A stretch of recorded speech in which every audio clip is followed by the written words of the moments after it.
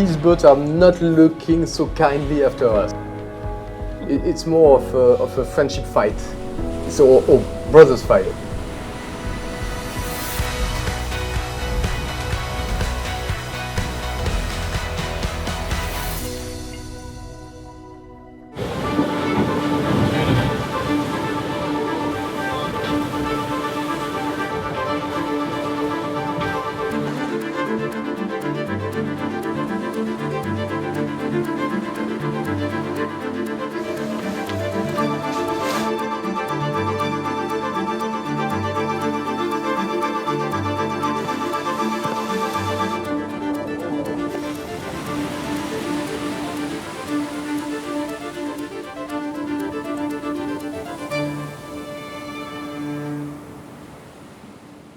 Welcome to the Ocean Race Show. For the first few days of this leg, it has been tough for our sailors. Big speeds, but big slamming in steep sea conditions. But the one good thing is, there haven't been that many maneuvers. It's all been about the straight line. Well, unless you count sail changes as maneuvers, there's been a lot of sail changes. For Team Militia, they have a block and tackle system to haul the sails up from down below, but there is still the need to work forward, attaching the new sail and then strapping the old one down at the back if you need weight that far aft. All this takes energy, but one thing that's not a physical challenge compared to the past boats is helming. On our Imokas, we have a remote helming system that replaces a sailor's arm on the tiller with an autopilot. But the pilot is not the kind of system that you can just buy from a shop, plug into the boat and just blast away at 25 knots. It's far more complex than that. And teaching the system to understand your boat is a very long and complicated process. At the start of the race, I tried to get my head around it, and Kevin Escoffier was there to help. You put inside the software all the measurement of your boat, the position of the center of gravity, inertia, X inertia, Y inertia, Z inertia, so that the automatic pilot will know everything about how to make it turn. The automatic pilot have the wind calculation coming in, and coming out, he gives a consign to the ram. So here it's an electric ram. Yeah. If I get a torch in there. Hang on. God, how you do this at sea? This one is better. Oh, is it on the mounted to the floor? Yes, exactly. So you've got two rams. Yes. So you've got port and starboard ram, and only one of them is working. At one point, yes. And the other one is ready to jump in if you have a problem. I would just wonder what it's like. I can sleep. No, I agree. Computer's got, it's looking after me. I agree. Today, these boats are not looking so kindly after us. It's more, it's more of a friendship fight. Yeah. It's or brothers fight. I don't know if you've got brothers. I do. I have two, and yeah, it's a bit like that. Bit like that. But automatic pilot. What is just crazy is that if you put someone with an automatic pilot, the 5 first minutes, and then you forget it. And if you don't have too many issues, you trust it. And the system doesn't need to be run from the nav table. You can actually be remote around the boat. You may have seen some of the sailors wearing a control system on their wrist. Let's hear one of them explain. All right, so you can see me here out of the cockpit, up by the mast and the bow of the boat. I got a couple different things on my wrists. On my right wrist, I got my Ulysse Nardin watch, and on my left wrist, I have the autopilot controller. So I can control the boat. I'm driving it right from here. I hit the green button, and we go to starboard 1 degree. I hold the green button, we go to starboard 10 degrees, and then vice versa with port. And then auto is how we engage the pilot. Standby is how we disengage the pilot. And then mode allows us to switch from compass mode to true wind angle mode. So all the controls that we have available to us in the cockpit, we have available on our wrists mobile around the boat. What did Charlie Enright mean when he said they've got compass mode and true wind angle mode? Well, compass mode, the first one, that's fairly self-explanatory. On our boats, we've got a digital compass. And that digital compass is feeding back to the computer system, constantly telling it where it's pointed. Then if they deviate slightly off course, the autopilot can correct. So for the helm, they can just add in a few compass numbers on the wristwatch or on the control system, and the boat will follow that course. That's one very simple method. But the much better one is true wind angle, and that's a little bit more complicated. How do we get to true wind angle? Well, for our boats, we have got wind sensors at the top of the mast, and they are measuring the wind that's coming into the boat. And they're measuring the angle that it's coming in, and also the speed as well. But that's not our true wind speed, and it's not our true wind angle. That's the apparent wind. That's the wind that we feel that is generated both by the air moving towards us and also us moving to it. It's tainted by the performance and the movement of the boat. So it's not accurate enough to use for steering and really for navigation as well. What we want is we want the true wind angle. Well, as long as we have our heading, our speed, the apparent wind speed, the apparent wind angle, then we can work it out. And essentially, we can strip out the boat speed and the boat direction from our apparent wind speed, and what we are left with is our true wind angle and our true wind speed.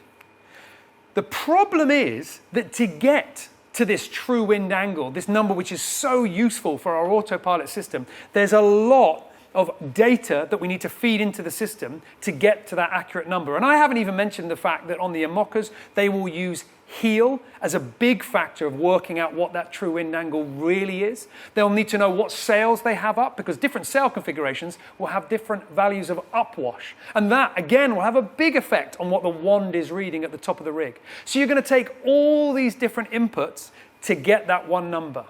And what if one of those inputs is wrong?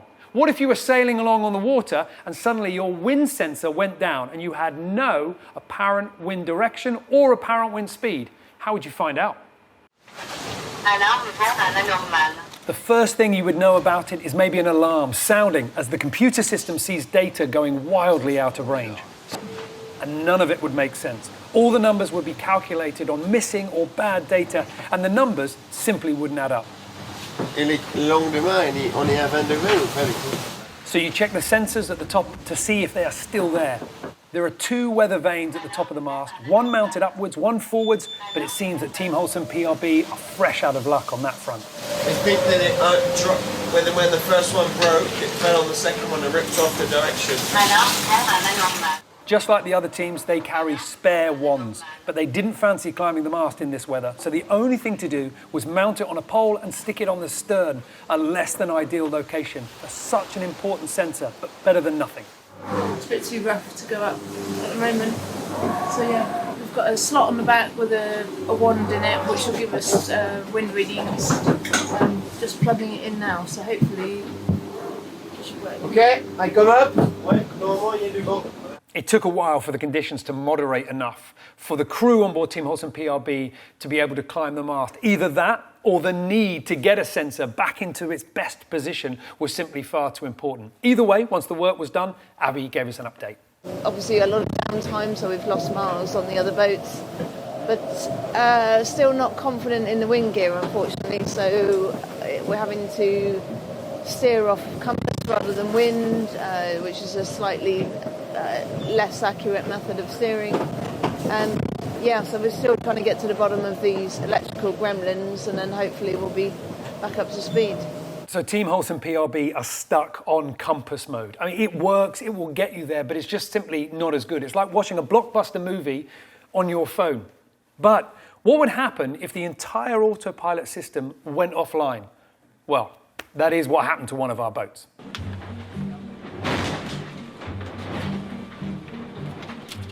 In fourth place, only 40 miles behind the pack, Alan Roberts was steering Biotherm when the system seemed to lose control of the boat and was unable to follow commands from the controls.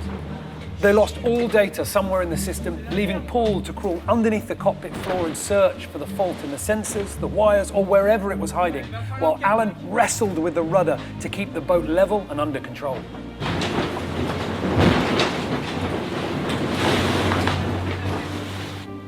A big issue was one of their pilot rams, the piston that pushes and pulls the rudder arm. It was seized up. But also their pilot computer had failed, so that needed to be swapped for a spare. As all of this is happening, the boat is still sailing in rough conditions, and now you're crawling around, rewiring, nervous about not only your performance in the race, but your ability to stay in control of the boat. If they didn't realise it before, all of our teams are acutely aware now of the importance of just finishing a leg. There are no points if you have to retire at any point. And that's what happened on the last leg with the double dismasting. Team Holcim-PRB having to pull out on the early stages, but they did manage to get a mast and they're now back on the water racing. But for GUYOT Environment Team Europe, they weren't so fortunate. Their dismasting happened late in the leg and time was against them. I caught up with skipper Benjamin Titrou to hear their plans about getting back into the race. Everybody works. We worked out to try to assemble the puzzle because now our boat is on cargo. Another mast is in Lorient. A lot of pieces of the puzzle are disassembled. So now the big work is to try to assemble all the pieces, and we work a lot, like shadow work, to try to continue to join the race. But at the moment, for sure, I can't give you 100%. Yes, we will be here, but it's not over, and we give all we have, and for sure we will do our best to come back in the race. And our boat is near to them in the cargo, and they do the race with the cargo. And they are fastest than a cargo ship, so that is good for the future. Time to finish the work, and I hope in 1 week I will give you some good news. We wish Ben and his crew all the best for returning into this race, which, if successful, will be the European legs. And those were the legs that this team won in the Ocean Race Europe. So fingers crossed they'll come back with a bang. We'll have to wait and see. Meanwhile, back to the water, and Biotherm, just after fixing their autopilot system, had a small but vital piece of gear fail on the mast. Their halyard lock broke, and the sail they were using at the time went straight into the water. Luckily, the sheet and the tack were still attached, so the crew could pull it back in despite the freezing waters lashing over the deck. For Biotherm, this added up to something much more damaging than just the lost miles. They had been split with the leaders by the weather system. Paul Meyer was falling off the back of the best breeze. This meant that for the French team, the wind was now blowing from the northwest, while the other boats had it coming from the south. There was only 90-mile separation between Biotherm and the group, but that was enough to put them into very different conditions and needing them to sail a very different course to Aarhus. Unfortunately, the best route they had open to them now was much less direct. In a few days, there's no wind in the south, so we have to take a really the northerly road. That means that the other one can cross a bit and go straight to Aarhus, and for us we need to go north first to avoid the light wind, and after we can turn on the right. Bad circumstances for Biotherm as the sea state is much worse on this side of the low, but great for the others as they are now reaching in flat water, and this means big speeds. Another coffee for sci-fi? Probably sci-fi. Oh, I don't know, 5th coffee of the day. But it's the first one I've made. When he's caffeinated, it means we got plenty on. Charlie, it feels like we're pushing here. Is that an accurate assessment? I don't want to be accused of not pushing. I think we got plenty of wind. We got 25 to 30 knots.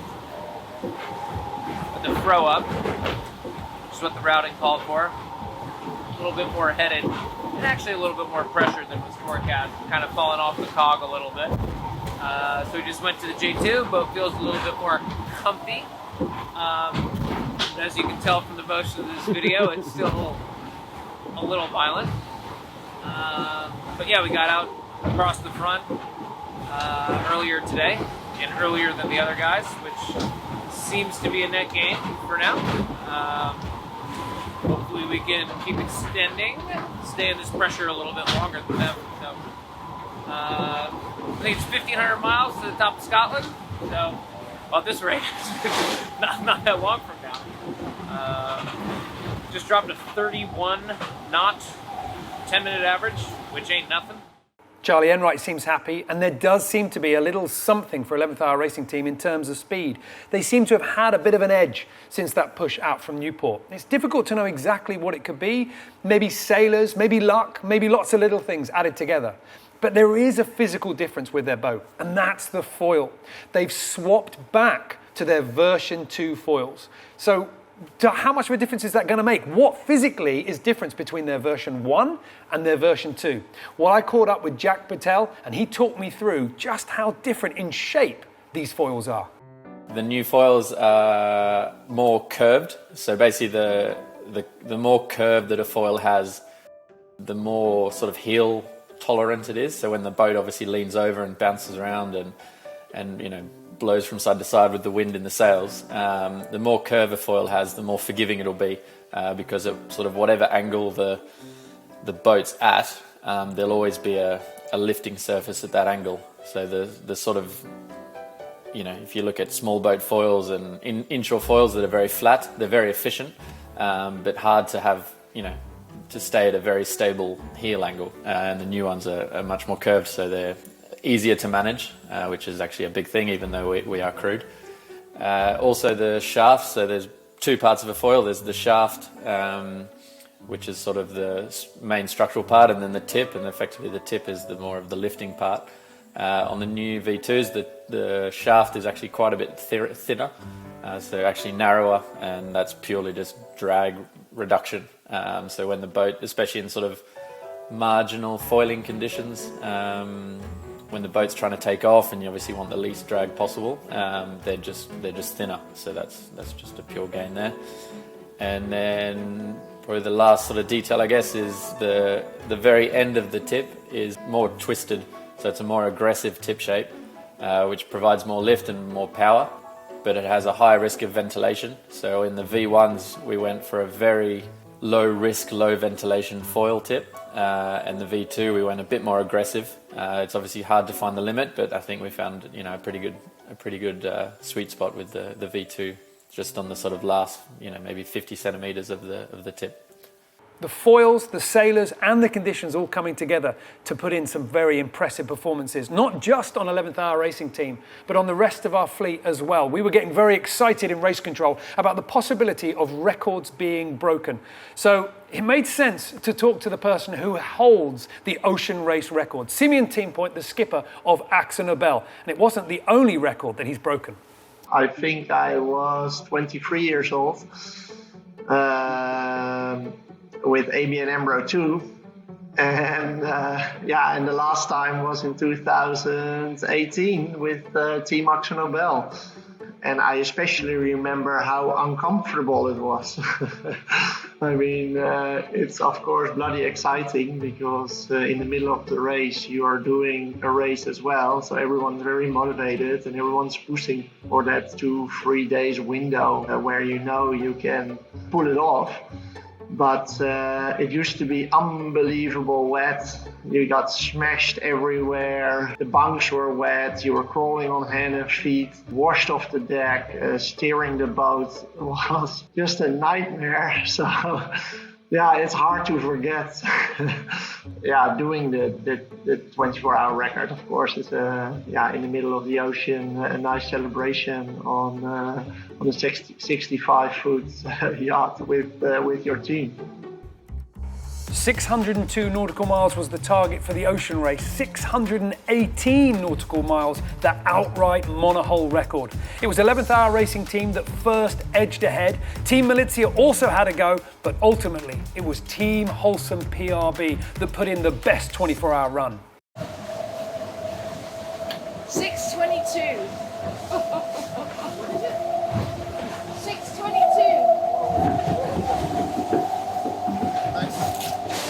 In the boats, this is great conditions for the boats. You don't always get an opportunity to push them this hard, and it's good to have that rewarded with a little cherry on the cake. And they kept on going. Their best 24-hour run, 640.9 nautical miles. An incredible achievement, bigger than anything that we've seen in the ocean race before, and establishing a new outright offshore 24-hour record for a monohull. Simeon Team Point, the previous record holder for the ocean race, sent his congratulations.